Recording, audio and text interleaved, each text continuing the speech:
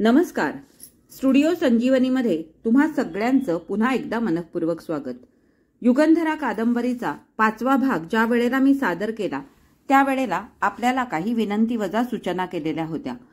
आपण सर्वांनी माझ्या या सूचनांना भरभरून प्रतिसाद दिलात त्याबद्दल सर्वांचे मनःपूर्वक धन्यवाद. आपल्याला माझं कथावाचन आवडतं हे वाचून खूप आनंद झाला. त्याचप्रमाणे आपण सगळे या कादंबरीचा पुढचा भाग येण्याची आतुरतेने वाट पाहत असता हे वाचूनही खूप आनंद झाला. आपल्या सूचनेप्रमाणे मी ही युगंधरा कादंबरी पूर्ण झाल्यावरच दुसरी कथा वाचायला घेईन. परंतु आपल्या सर्वांनी या कथेचा भाग रोज यावा अशी सूचना केली आहे. त्या संदर्भात मला तुम्हाला एक विनंती करायची आहे. मी शक्य तितके हे भाग रोज पोस्ट करण्याचा प्रयत्न करणारच आहे. परंतु माझा अजून एक चॅनल आहे आरती पित्रे ऑफिशियल या नावाने. त्यावर मी लहान बाळांची झबली, टोपडी व मुख्यत्वे युनिक डिझाईनची दुपटी दाखवत असते. तुम्ही जर त्या चॅनलला भेट दिली नसेल तर अवश्य द्या. त्याची लिंक मी डिस्क्रिप्शन बॉक्समध्ये दिलेली आहे. एकाच वेळी 2 चॅनल रन करणं तेही 60 नंतर. शिवाय माझ्याकडे घरकामाला बाई नाही. घरातली सगळी कामं करून चॅनलसाठी भरपूर वेळ देणं तसं कठीणच आहे. कारण व्हिडिओ काढायला सोपे परंतु एडिटिंगमध्ये खूप वेळ जातो. त्यामुळे एखादा भाग सलग नाही आला तर मला माफ करा. तुमची उत्सुकता मी समजू शकते. तुमचे आशीर्वाद व प्रेम असेच पाठीशी राहू देत. धन्यवाद. आता आपण युगंधरा कादंबरीचा 7वा भाग वाचायला सुरुवात करणार आहोत. युगा घरी आली तेव्हा तिचं मन सुन्न होऊन गेलं होतं. साऱ्या गात्रांना बधिरता आली होती. पहाटे नानांबरोबर ती बाहेर पडली आणि आता त्यांच्याबरोबर परत आली. त्या दरम्यान केवळ 2 तासांचा वेळ गेला होता. पण मध्यंतरी जणू 2 युग लोटून गेली आहेत. केवढी तरी भयानक उलथापालथ होऊन गेली आहे असं तिला वाटू लागलं. नाना अगदी खुशीत होते. ते बाहेर घराच्या फाटकातच समोरून येणाऱ्या कुण्या स्नेहाशी बोलत उभे राहिले. ती आत गेली. स्वयंपाकीण बाई नुकतीच आली होती. अरुणचं 10:30चं ऑफिस. तेव्हा तो रोज 9:30लाच पानावर बसे. आई स्वयंपाकीण बाईंशी बोलत होती. युगाला पाहताच न पाहिल्यासारखं करून तिनं स्वयंपाकीण बाईला म्हटलं, पुरुषासारखं शिकलं की पुरुषासारखं हिंडणं आलंच बरं. हा टोमणा आपणाला आहे हे नित्य सरावानं तिला जाणवलं. एरवी या टोमण्याचं टोक तिच्या जिव्हारी लागलं असतं आणि तिनं म्हटलं असतं, वाटेल ते काय सांगते साई, कुठं हिंडायला जाते मी सांग. नानांबरोबर पहाटे फिरायला गेले आणि इकडे प्यायचं पाणी भरणं, चहा करणं ही कामं राहिली म्हणून नाही बोलणं. याशिवाय ती अधिक काही उग्र बोलली नसती. तसं बोलण्याचा तिचा स्वभाव नव्हता. पण ती आज काहीच बोलली नाही. तो टोमणा तिच्या कानांना कळला पण मनाला जाणवला नाही. बधिरलेल्या जड झालेल्या पायावरून धावऱ्या मुंग्या हुळहुळत जाव्यात तेवढीच संज्ञा तिला जाणवली. आई पुढं तिनं हातातली पिशवी ठेवली. डॉक्टर काकींनी ही केळी आणि वांगी दिलीत आणि ती तशीच मागं वळली. तेवढ्यात मोलकरीण घासलेल्या भांड्यांची टोपली घेऊन आत आली. तिनं म्हटलं, ताई आज लवकर आंघोळ करून घ्या ना आणि आज धुणं लई काढू नका. बरं, आणि तुम्ही कवाशा येणार? मी कवाशी येणार? कुठं ग? इसरलात? ढीगभर पुस्तकातलं पेपरात लिहायला काही इसरला नाहीत. पहिला नंबर काढलात आणि कालची गोष्ट आज इसरता वय? विसरले बाई, पण काय ते सांग की. अहो आज बारसं आहे नव्हे? कुणाचं बारसं ग? आता ग बया. ताई असं झोपेच असल्यावानी काय करता? अहो शेवंताच्या मुलाचं आज बारसं नाही काय? अगं बाई खरंच आज शेवंताच्या मुलाचं बारसं नाही का? नशीबवान आहे शेवंता. ताई आमच्या लोकात पोरींची नशीबं नवऱ्याच्या बाशिंगाला बांधलेली असतात. पोरीला पदर आला की लगीन लावून द्यायला हवं. पण माझ्या शेवंताचं नशीब खरंच लई चांगलं. सासरची मंडळी लई हौशी. तिचा सासरा सांगून गेला, मोठ्याच्या घरच्यासारखं बारसं करा. सगळा खर्च मी देईन. आज आचारी भटजीला लाडू, चिवडा, जिलबी आणि काय काय फराळाचं करायला बोलवलंय. मी कामाला जाते त्या समध्या घरच्या बायकांना आज फराळाला बोलवलंय. तुम्ही यायला हवं ताई. बघते ग, जमलं तर येतेच. पण तू आईला घेऊन जा. त्या तर येणारच आहेत. त्यांच्या बिगर पाळणा हलेल कसा? त्यांचा हात बाळाच्या पाळण्याला लागाया हवा. मोलकरणीच्या आग्रहातून ती कशीबशी निसटली. आंघोळ आटोपून घेऊन ती वर खोलीत गेली. आपल्या जीवनात जी अनपेक्षित अचानक उलथापलथ होऊ पाहते आहे त्यातून मार्ग कसा काढता येईल या एकाच विचारानं तिचं चित्त व्यग्र होऊन गेलं होतं. मार्ग दिसत नव्हता, नव्हे मार्ग उरलाच नव्हता. आपण आखलेला जीवनाचा मार्ग आणि नानांनी आखून ठेवलेला मार्ग अगदी वेगळे, परस्पर विरोधी आहेत. त्यांच्या मार्गानं जायचं म्हणजे लग्नाचा सध्या विचार सुद्धा करायचा नाही. पण सध्या म्हणजे किती वर्ष? सगळं शिक्षण पुरं होईपर्यंत म्हणजे किती वर्ष? 4, 5, 10 कोण जाणे? तितका काळ थांबायचं? अभिला थांबायला सांगायचं? नाही नाही नाना, ते शक्य नाही. नाना, गौरीहर पूजायला बसलेली वधू शुभघटिका पात्र भरेपर्यंत अल्पकाळ मंगलाक्षता घालीत बसते. पण तो अल्पकालही तिला दीर्घकालासारखा वाटतो. मला समजू लागल्यापासून माझ्या मनोमंदिरात मी गौरीहर पूजित बसले आहे. शुभघटिका पात्र भरत आलं आहे. अनंत काळ लोटल्यासारखा वाटतो आहे. आता अधिक काळ थांबले तर हातातल्या मंगलाक्षता संपून जातील, शुभघडी निघून जाईल. नाना, अभिजितशीच मला लग्न करायचं आहे. माझं हे प्रेम उथळ नाही, हे लव्ह ॲट फर्स्ट साईट नाही, यात बाह्य आकर्षण नाही. तिळातिळानं ही भावना वाढत गेलेली आहे. तुम्ही मोठ्या माणसांनीच ही भावना उत्पन्न केली आहे. याला खत पाणी सतत घालीत आला आहात. आता तर वटवृक्षाच्या मुळांसारखी याची पाळमुळं खोलवर रुजलेली आहेत. हृदयाच्या कानाकोपऱ्यातून, शरीराच्या अणुरेणूतून याची पाळं दूरवर पसरली आहेत. नाना, लग्न झाल्यानंतर काय शिकता येत नाही? मी शिकून दाखवीन. माझी खात्री आहे अभि मला कधीही विरोध करणार नाही, उलट मला प्रोत्साहन देईल.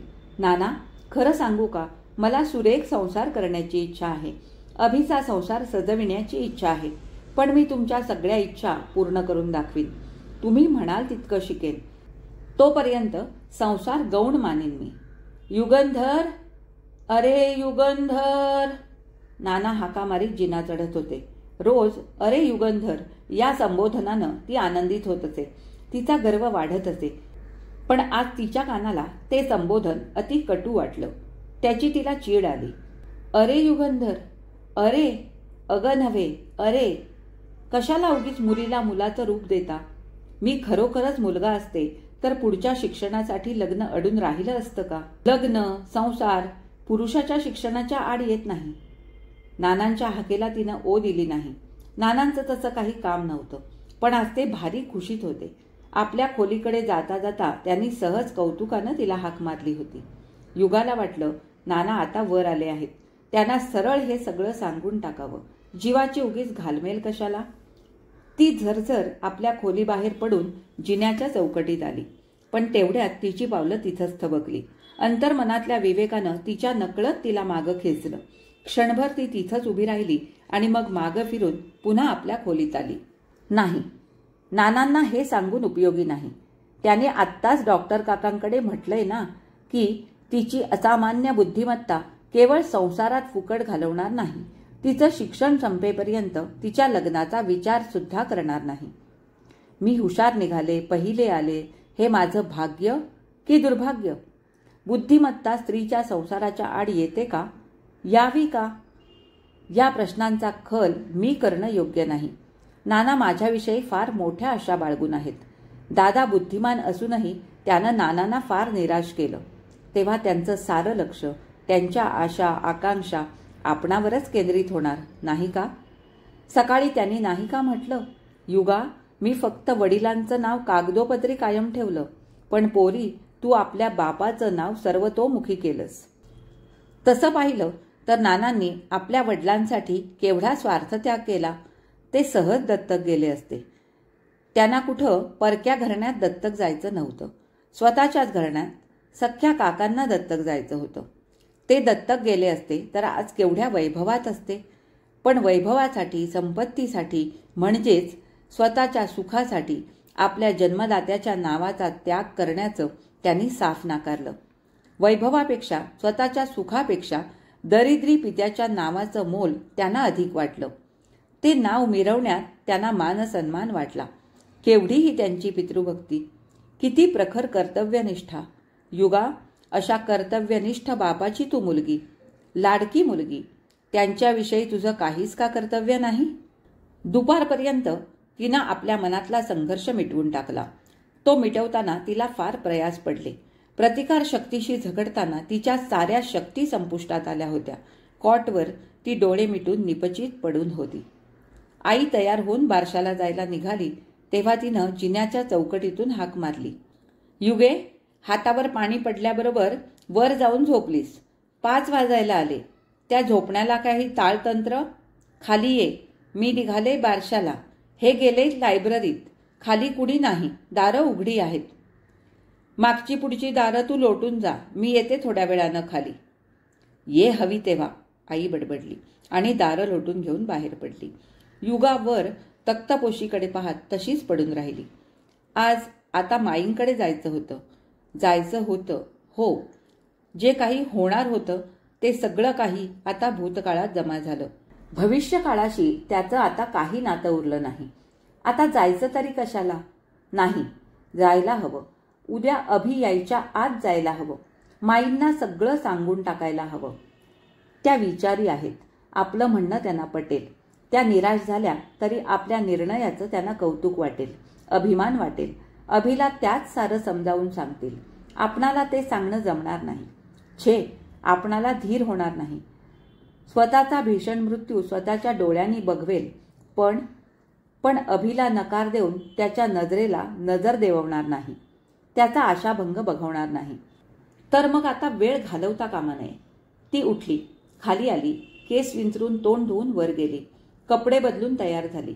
खिडकीशी येऊन तिनं माईंच्या परसात नजर टाकली. विहिरीवर कुणी नव्हतं. मोलकरीण भांडी घासून गेली असणार. समोर अभिची खिडकी बंद होती. त्या खोलीच्या कोपऱ्यावर अशोक वृक्ष होता. त्याच्या फांद्यांवर पश्चिमेकडे उतरत असलेल्या सूर्याचा निस्तेज सौम्य प्रकाश पसरला होता.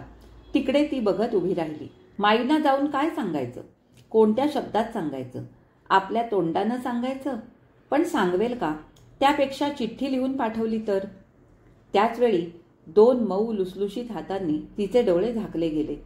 इतर वेळी मैत्रिणीचा हा लपंडाव तिला बरा वाटला असता, पण आता यावेळी तिला कुणी सुद्धा जवळ नको होतं. साधा चिटपाखरू सुद्धा आसपास फिरकायला नको होतं.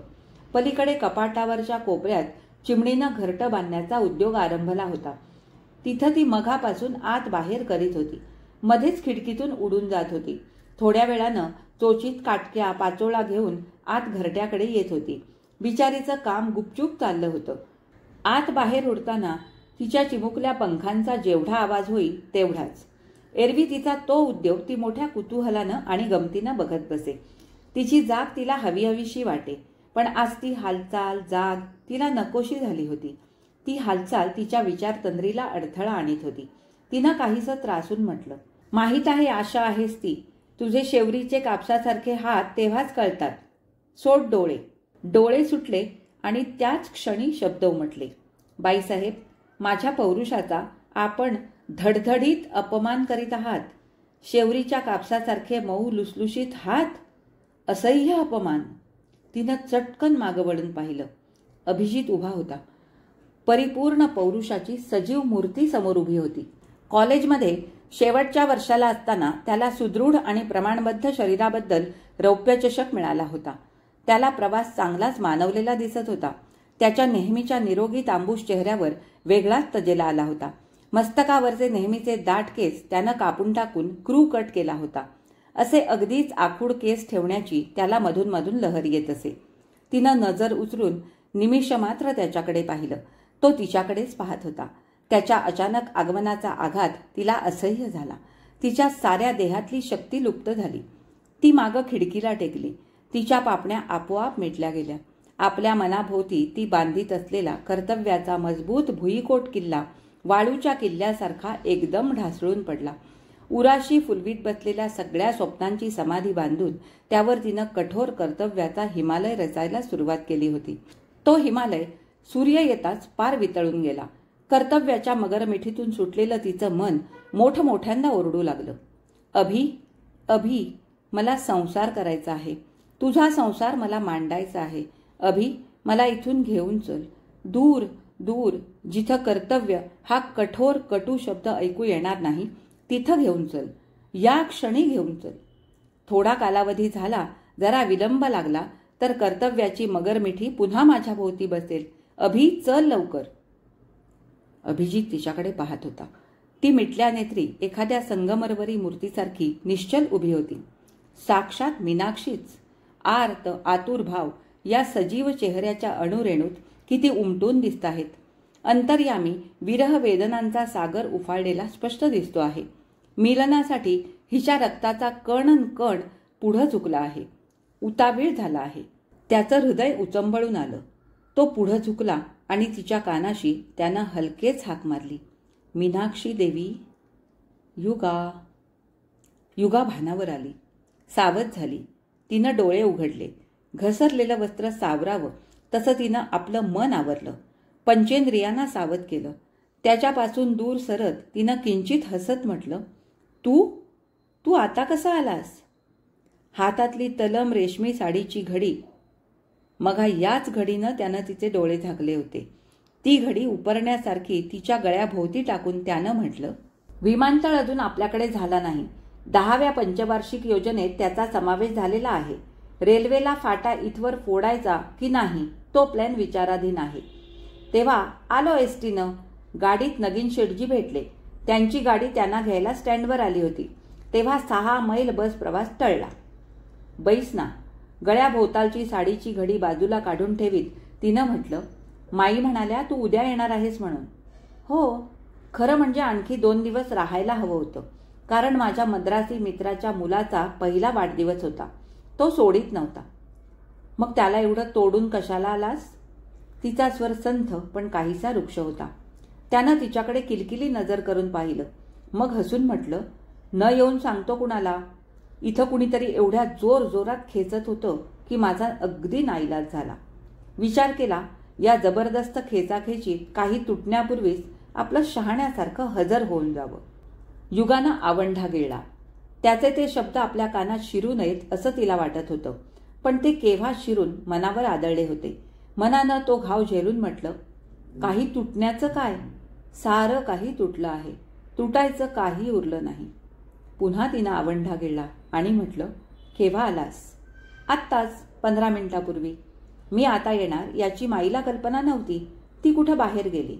माझ्याकडच्या डुप्लिकेट किल्लीचा मी उपयोग केला. खोलीत सामान टाकलं, तोंड धुतलं आणि तडक इथं आलो. तर मग बैस, मी चहा करते. त्याच्या नजरेसमोरून केव्हा निसटेल असं तिला झालं होतं. तिचा जीव गुदमतला होता. कासावीस झाला होता. अर्धवट सावरलेलं मन पूर्णपणे सावरायला अवकाश हवा होता. ती निघाली तशी तिची वाट अडवून त्यानं म्हटलं, हे बघ, इथं पाऊल ठेवताच अमृत प्यायल्याची तृप्ती मला मिळाली. आता तुझ्या त्या चहानं माझं तोंड इतक्यात बिघडवू नकोस. बैस तिथं, चहाचं मग बघू. तो तिथं कॉटवर बसला. नाईलाजानं ती दुसऱ्या टोकाला बसली. त्यानं म्हटलं, इथली काय खबरबात? काय असायची? नेहमीचीच. मला आपली मनात भीती वाटत होती की या 2 आठवड्यात तू पार बदलून गेली अशी. ती कशी? पहिली आलीस ना, म्हणून कोडकौतुक खूप झालं असणार. मी चुकलो, पण आता म्हणतो हार्टी काँग्रेट्स आणि त्या पुष्पगुच्छात एक पाकळी टाकतो. बोलता बोलता त्यानं पॅन्टच्या खिशातून तांबड्या रंगाची एक गोल मोठाली मखमली डबी काढली आणि उघडून तिच्या पुढं ठेवली. त्या डबीत मधून मधून माणिक पाचू बसविलेल्या पांढऱ्या खड्यांचा सुंदर हार चक्राकार बसलेला होता. त्यानं म्हटलं, माझ्या मित्राच्या बायकोनं अनेक नमुने पारखून त्यातला हा हार तुझ्यासाठी पसंत केला. पुरुषांना यातलं काही कळत नाही म्हणत मुद्दाम आमच्याबरोबर दुकानात आली होती. हा हार तुला आवडेल अशी तिनं खात्री दिली. ही लिंबू कलर साडीही तिनंच खरेदी करून आणली. बरं, हा हार कसा आहे? कुणाचीही नजर खिळावी असाच तो हार होता. युगा क्षणभर त्या हाराकडे पाहत राहिली. पण त्याचवेळी मनाची दृष्टी दुसरीकडे फिरवीत तिनं म्हटलं, छान आहे. घातल्यावर तर अधिकच छान दिसेल. तू नव्हे हाराचं म्हणतोय. हारावरची नजर काढून घेऊन ती समोर दाराकडे पाहत होती. त्या दारातून बाहेर निसटून जाण्यासाठी तिचं मन तडफडत होतं. त्यानं डबीतून हार काढला आणि तिचं आपल्याकडे लक्ष नाही असं पाहून तो एखाद्या पुष्पमालेसारखा अलगद तिच्या डोक्यावरून गळ्यात टाकला. हाराचं झगमगतं पदक तिच्या साडीच्या पदरावरून तिच्या नाभी कमलावर पडलं. हार गळ्यात पडताच तिचं बेसावत शरीर सावध झालं. निसटून जाऊ पाहणाऱ्या मनाला घट्ट पाश बसला. मन थरथरलं. पण दुसऱ्याच क्षणी तो पाश तिनं तोडला. ती किंचित हसली आणि गळ्यातून हार काढून तिनं बाजूला ठेवला. त्यानं म्हटलं, तुझ्यात खरोखर बदल झालेला दिसतोय. जरा शिष्ट बनलेली दिसतेस. काही न बोलता ती किंचित हसली. त्यानं विचारलं, युगा, आपला बेत तू नानांच्या कानी घातलास? नाही. ठीक आहे, आता जोडीनं घालूया. ती क्षणकाल स्तब्ध राहिली. मग तिनं म्हटलं, अभि, माझा बेत म्हणजे लग्नाचा बेत थोडा बदलावा लागणार आहे. थोडा म्हणजे मुहूर्ताचा म्हणतेस? नाही, ते चालणार नाही. आता गुडघ्यालाच काय पण टाचेला वाशिंग बांधण्या इतका अधीर झालो आहे मी. तिनं आवंढा गिळला. मग म्हटलं, पण मला अजून शिकायचं आहे. मी अजून पुढं शिकणार आहे. त्यानं तीक्ष्ण नजरेनं तिच्याकडे पाहिलं. मग मोठ्यांदा हसून म्हटलं, मग त्यात एवढं गंभीर होऊन चाचरत कशाला सांगायला हवं? शिक की. नको कुणी म्हटलंय. हवं तेवढं शिक. लग्न झाल्यावर नवरेपणा गाजवून तुला काही घरी डांबून ठेवणार नाही मी आणि माई, पण तुझ्या इच्छेच्या आड येणार नाही हे तुला माहीत आहे.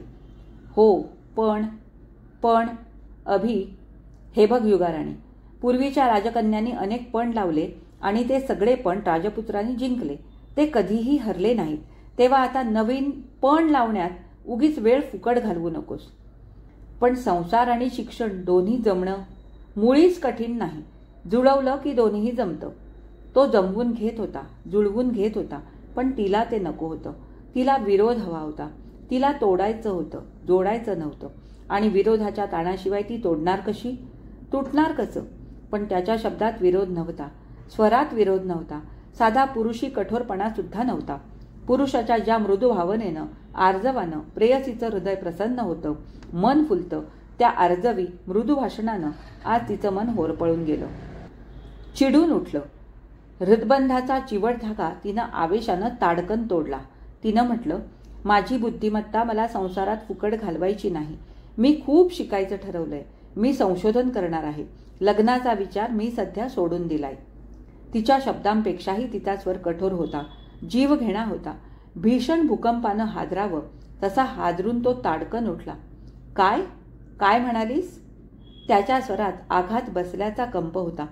त्याचप्रमाणे मानहानीची नव्हे, प्रतारणेची विलक्षण चिडही होती. ते ऐकून तिला बरं वाटलं. धीर आला. आता तुटायला सुरुवात झाली. मुळावर पहिला घाव पडला. बरं झालं. तिनंही तितक्याच कठोरपणे म्हटलं, माझा जो विचार ठरला तो मी तुला सांगितला. तू पहिली आलीस म्हणून हा विचार ठरला? अर्थातच. माईला सांगितलंस तू हे?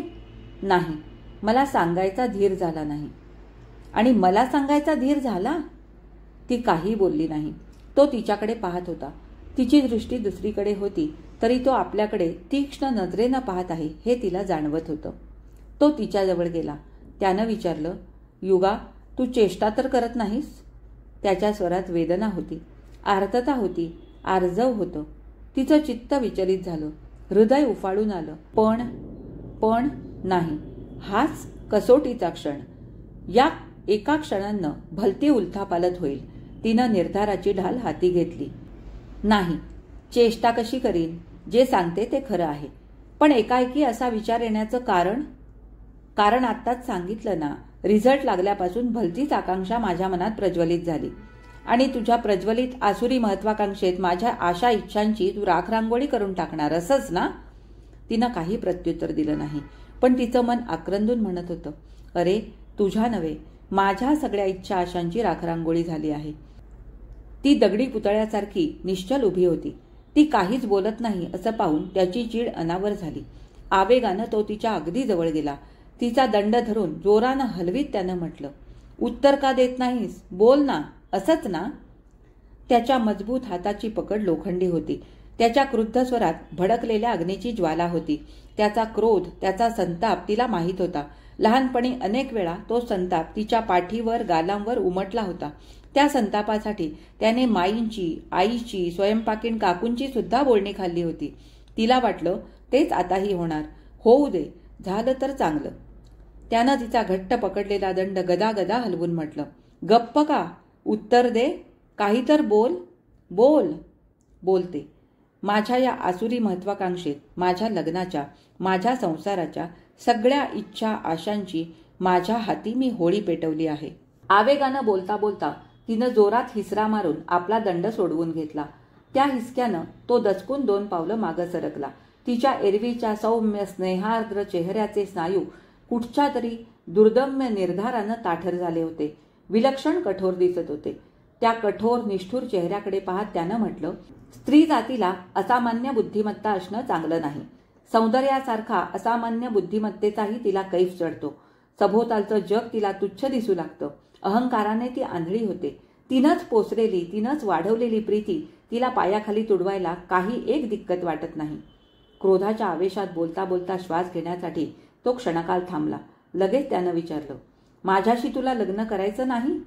नाही नाही नाही, तिनं तडातडा तोडून टाकलं. पुन्हा प्रश्न नको. ठीक आहे. पाठ फिरवून तो तरातरा निघून गेला. सूर्य मावळला होता. खोलीत अंधार दाटत चालला होता. त्या अंधारात ती एकटीच उरली. आज प्रथमच एकाकीपणाची जाणीव तिला झाली. तिला वाटलं जोरात ओरडून त्याला परत बोलवावं. ती वेगानं जिन्याकडे धावत गेली, पण तो केव्हाच रस्त्याला लागून दृष्टिआड झाला होता. ती परत फिरली. कॉटवर उपडी पडली. तिला भावना वेग आवरेना. मन आक्रंदून ओरडत होतं. ते आक्रंदन हुंदक्या वाटे बाहेर पडत होतं. अभि, अभि, परत ये. मला एकटीला सोडून जाऊ नकोस. नाही रे, मी तुझी प्रीती पायदळी तुडवीत नाही. नियती मला पायदळी तुडवीत आहे. कसं सांगू तुला, कसं समजावू तुला? अभि, रागावू नकोस. किती वेळ गेला कोण जाणे, पण खाली आईच्या ओरडण्यानं ती जागी झाली. घरात कुणी आहे की नाही? मागचे पुढचे दरवाजे सताड उघडे पडलेत. जिकडे तिकडे अंधार. एकही दिवा लावलेला नाही. युगे, अगं युगे. दिव्याची बटणं लावीत युगा खाली गेली. काय ग ही तऱ्हा? अन करकरीत तिन्ही सांजेच्या वेळेला झोपली होतीस की काय? अगं, तुझं डोकं फिरलंय की काय? घर सताड उघडं. घराची पर्वा उरली नाही? ती काही न बोलता न्हाणीघराकडे हातपाय तोंड धुवायला गेली. आजचा हा भाग इथेच संपला. आता आपण भेटू युगंधरा मालिकेच्या 8व्या भागामध्ये. व्हिडिओ आवडला असेल तर लाईक करा, शेअर करा. माझ्या चॅनलवर नवीन असाल तर माझ्या चॅनलला नक्की सबस्क्राईब करा आणि सोबतचं बेल आयकॉनही दाबा, ज्यामुळे माझे येणारे नवीन नवीन व्हिडिओ सगळ्यात आधी तुम्हाला ऐकायला मिळतील.